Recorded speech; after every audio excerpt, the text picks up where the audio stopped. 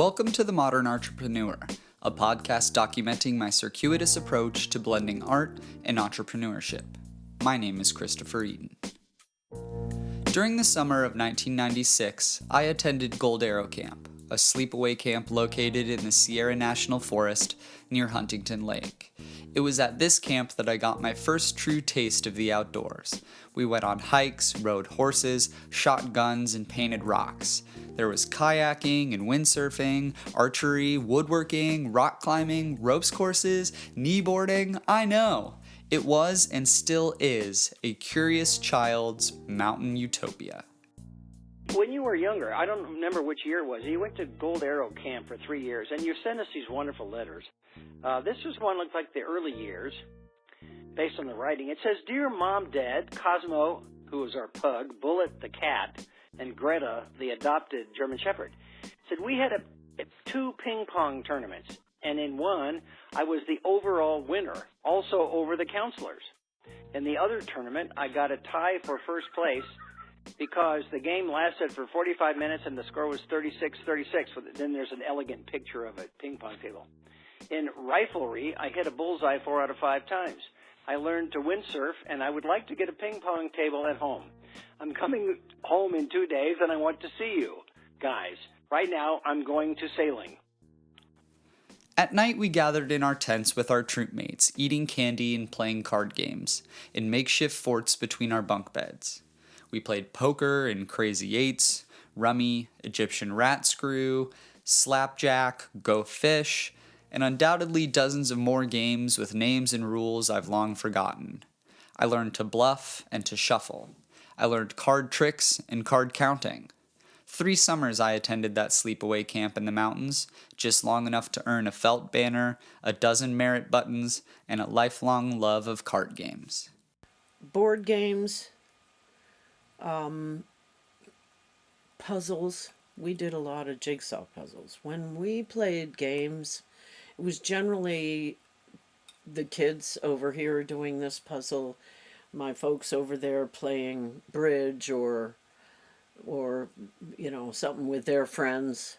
It was 2 different groups. We did a lot of puzzles. We didn't do so much card games. So I thought that was interesting that you were making a card game. We didn't play a lot. And even as adults, when we were asked to go play cards, it was like, oh, really? I'd go play a board game, but, I don't think either your dad or I had a fondness for anything. I never played poker. In college, there was a poker club. I never played bridge ever. So I don't know where you got that, but card games weren't in our realm of entertainment. My dad and I used to play cribbage, and cribbage is a 2-part game which involves a lot of arithmetic. In effect, you count up to 15 as you play the game, and then you count your hands up to you do lay down cards up to 31, and then you count your hand in rounds of 15. So it involves a lot of card games. My dad and I didn't do a lot of things together, but we used to play cribbage a lot. And so whenever in the 2 weeks in the summers that the military gave him leave, one of the things he and I did was we played cribbage, and we played it a lot. And so I remember teaching you that game when you were younger as part of your math homework, because you weren't great at math at first, and this apparently helped a lot. In fact, we played recently, and you beat me quite handsomely, as I recall. I made my own card game when I was little, and it was called BK, because my name is Brittany, and my best friend at the time was Kirsty, and it's basically like a weird version of Speed. You just have to flip cards over and put them down. I don't know, it was kind of dumb. We didn't really play it that often, but yeah. And I always won when I played Speed in elementary school. Spit, because I cheated, but I still won. I didn't shuffle the cards, so that's how I beat everybody. It wasn't until college and spending time in Greek life that I really learned the prominence and diversity of card games, specifically the kinds that take your money, get you drunk, or ideally both, simultaneously. Texas Hold'em, 21, Bullshit, Fuck the Dealer, Asshole. I know these crass titles, but that's what they're really called, I swear. And we all had 2 decks of cards. A nice set for serious games, and a warped waterlog set because what's a house party without King's Cup?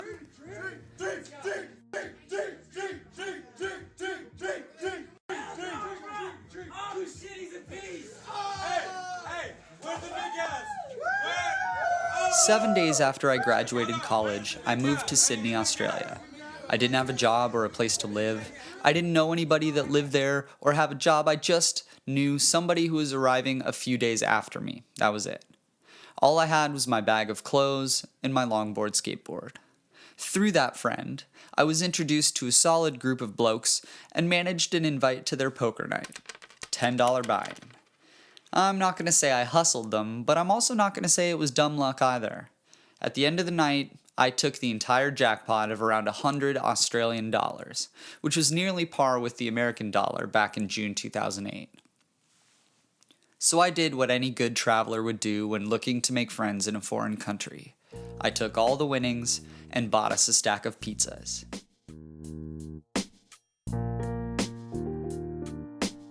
It was in Australia, in Bundaberg specifically. While living in a rundown hostel with other young travelers, I was exposed to more card games from around the world. Germany, Brazil, South Korea. I couldn't tell you the names anymore, or even what the rules were, but I learned some interesting ways to win, lose, exchange, and organize cards from the standard poker deck. At first, I only wanted to design my own deck of playing cards. Aces, eights, jacks. I would create the art and design the layout of the cards myself, and then hawk them to my friends with the hopes of them becoming their party cards. And while I think that would be a fun project to take on, and still do, it just wasn't enough for me. I didn't want to work within the confines of the traditional 52 card deck. I wanted to grow bigger. I wanted to create my own card game, rules and all.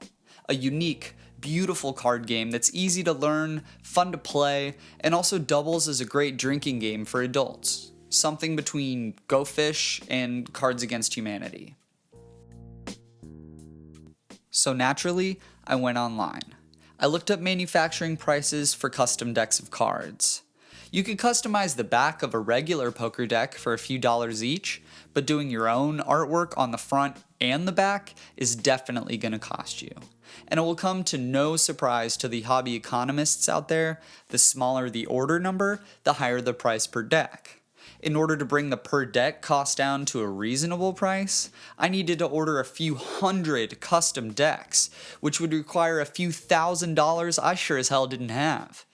This did, however, feel like the type of project that would be ideal to share with other people, because that was the point, right? I wanted other people to have these decks. So maybe this game would work as a crowdsourcing campaign.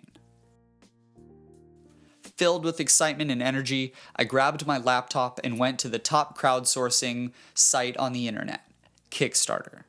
Get ready, Kickstarter, here I come. I was sure my new card game would be fun and fascinating, and there was nothing like it out there, even though I had no idea what it was yet. In a smug attempt to laugh at my competition, I typed card games into Kickstarter's search bar. I readied my belly for a good chuckle, then the results came back. 2,858 projects. Wow. Games in general are like a huge thing right now in like young adult life. That's my designer, Eric Parker. He also goes by the name Nanook, but that story is for another podcast entirely. I brought him in to help me design the game. Like my brother, I personally don't play like a lot of games, but I know so many people that do, you know, like I love playing games when we're like drinking and stuff like that, but my brother seriously has like 30 to 40 board games. He has like editions of different board games and card games. And they play, like, the whole family plays, like, all the 20 to 40-year-old people all play this game together, and they have, like, game nights and stuff. And none of them drink, which is even crazier. So they, like, get together just to play these games, and it's like, I don't know. I don't understand what the draw is behind it, because I just don't do it, you know? Like, I'm always doing, like, either creative stuff or, you know, I don't know. It's just like other things that it's never dawned on me to, like, sit down and play a card game with someone or a board game. But I see where the market is, and it's like there's obviously an appetite for it. Despite the overwhelming amount of card games offered on Kickstarter, the card game continued to consume my thinking. Opposition has never kept me from competing in anything, so I decided I was gonna make the card game anyway. I found myself zoning off, daydreaming about random people, strangers, intently engaged in playing a card game, my card game. They were having a ball, but the only problem was I couldn't even see what the game looked like yet. I wanted it to be fun and smart and challenging and something that educated the player. And that's all good and fine, but back to the most important question of all. What is the game going to be?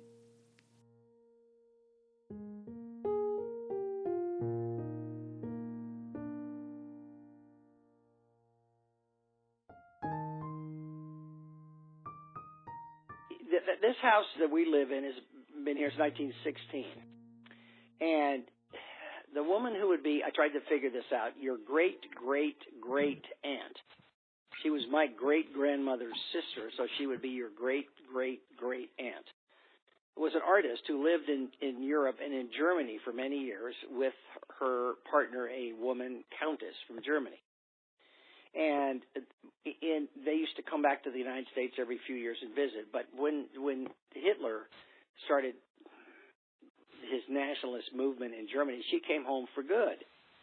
And downstairs in the Dad's office, the War Museum, your bedroom, are as much of the family memorabilia, which is, you know, boxes and boxes of letters from Germany from those years, from the sisters, photographs, things like that.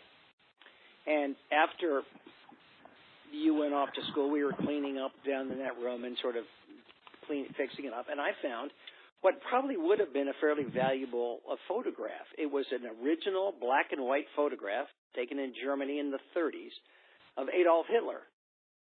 It was a photographer's portrait. And across the face in ballpoint pen, the face was totally scribbled out by a ballpoint pen. And I had two reactions to it. One of those, wow, this might have been a valuable photograph in its own right, just for its age and what it depicted.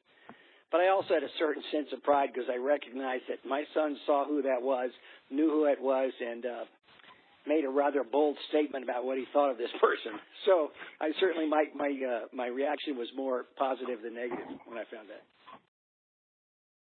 I decided that realistically, it and the memories it represented belonged in the shredder. After nearly 45 years of practicing law, my father is getting ready to retire to our family house in Ojai. Before I was born, my bedroom served as the war memorial for my grandfather, Samuel Knox Eaton, a lifelong member of the military who during World War II served as the leader of JUSMAG, Joint United States Military Alliance Group, stationed in Greece, and retired in 1970 as a 2-star general. That was funny. He didn't have a family as such. His father died when he was 5, and he went to military school when he was 9. So he was a career military guy. So we always were military folk. And when he retired here in Ojai, he took all of the trappings of his military career, which, you know, and whenever you moved from assignment to assignment, you would get goodbye presents from your unit. plaques with their names on, with their names, the units, flags from the units, stuff like that. And when you're a general, you get a general's flag and a U.S. flag. And so all of that stuff was downstairs in what was the original bedroom of the house. And so we sort of laughingly referred to it as the War Museum, because it had all this history, all his military career memorabilia in it. And then when they passed, my folks passed on, and we took over the house, that became your bedroom. So there was a lot of stuff like that down in that room. Now that my dad, Samuel Knox Eaton Jr., is retiring, he'll be moving his things downstairs, taking over my old bedroom as his new law library. This meant it was my turn to clean up all of my old things to make room for the lifetime of acquired items he was finally bringing home. There were no more pictures of Hitler, but he does have Benedict Arnold's actual desk. Yes, that Benedict Arnold. While cleaning up, I found the old box of cufflinks and trinkets I'd been given and collected over the years. This box included a couple of General Eaton's pins and cufflinks. And there was a tie clip of his I'd forgotten about. It was a tiny coat of arms, smaller than my fingernail. I wasn't sure what it was from, but if anybody knew the answer, my dad would. So I showed it to him. The War College is at Fort McNair, which is the second oldest, I think, Army base in the country, and it's in D.C. area. And it's for mid and senior level officers who are likely to be promoted to the most senior ranks. In other words, people headed to probably going to be generals, in preparation for higher staff and command positions. And the focus of the National War College is on strategic leadership. And since it's right there in Washington, they get lectures and classes from the State Department, from military, from the Supreme Court, all of which, as I understand it, is not to be repeated and not to be attributed. So nobody who hasn't been to the War College really knows exactly what goes on there. But it's when they think you're headed for staff and command positions, they send you there. And my dad went there when we lived in D.C. And there's not, it's not a medal so much, but it's a pin that recognizes that you've been there. War College. I don't know about you, but that's a badass name for a card game. And once I knew that's what I wanted to call my game, the concept for the game just started to build itself. The point of the game would be to defeat your opponent by capturing and defending points of interest using actual military tactics and strategies. I know, that sounds awesome, right? Risk, Settlers of Catan maybe, I don't know, all those things combined, but I wanted to make it real, actually specific terminology used in the United States military. So I set off to make the best military game possible. I searched the internet and found the Department of Defense Dictionary of Military and Associated Terms, updated as of March 15th, 2015.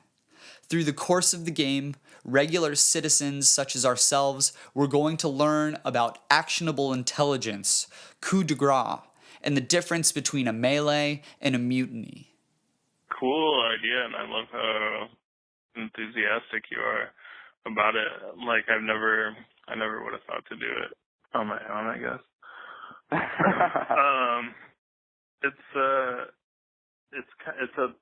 It's definitely a project. I'm not sure why, but as of recently, I've had a lot of food pictures coming across my Instagram feed. And I don't follow a lot of chefs, and I'm not really big into taking pictures of my food. So when these pictures did come across, they actually were really delicious looking. Chrissy Teigen was taking photographs for a cookbook she was putting out, and I had a friend who recently took a job as a recipe creator at BuzzFeed, so I had beautiful, mouth-watering images of food coming across my Instagram feed, and something just clicked in me. I need to make a game about food.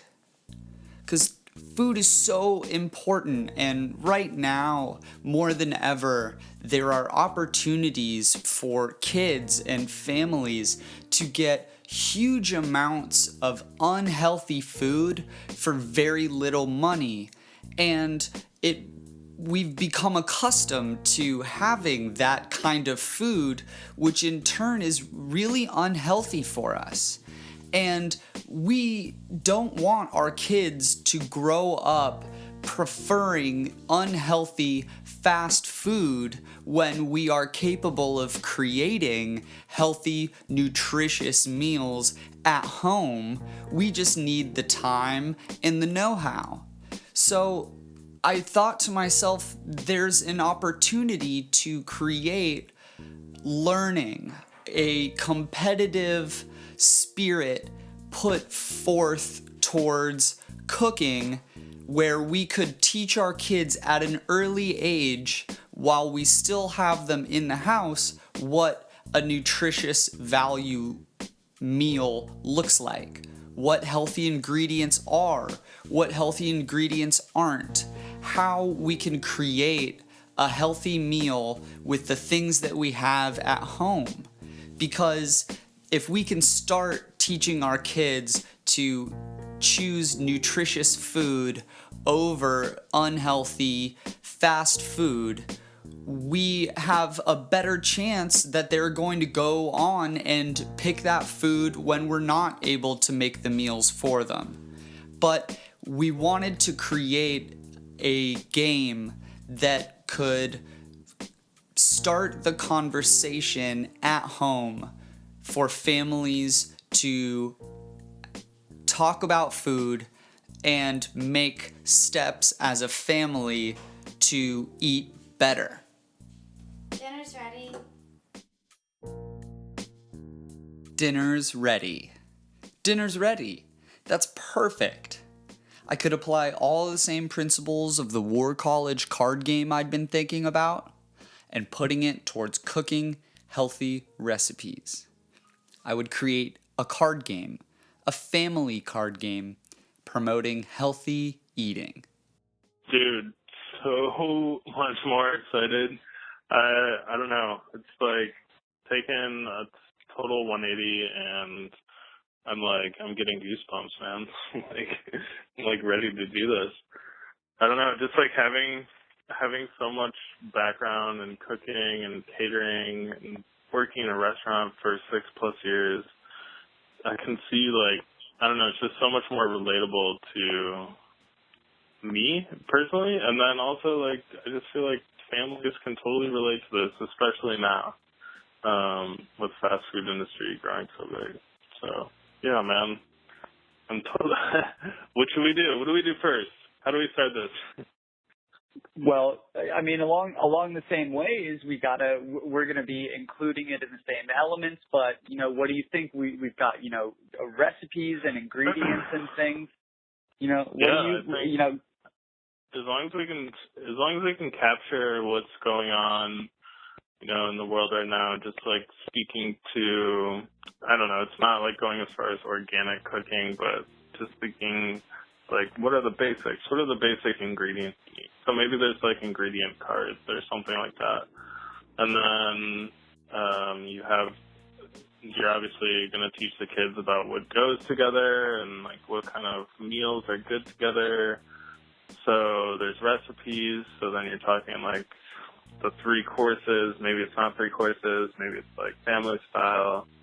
But just being able to show these kids like how important it is to diversify, especially your just the palate, but also just the nutrients that go into your body, and it's not all just sweets or it's not all just like salty things. I don't know, man. I can see so much opportunity with just like the illustrative, fun look of like what food can look like, and then like I don't know, just the pictures of the entrees just has so much more potential than War College. I really love the idea of War College, but to me, like, you were totally eliminating kind of the younger demographic, and like parents that would want to buy a game, they're not going to want to go buy their kid like a war game, you know? So, I don't know, this totally resonates so much more. Now we're cooking with gas. Dinner's ready.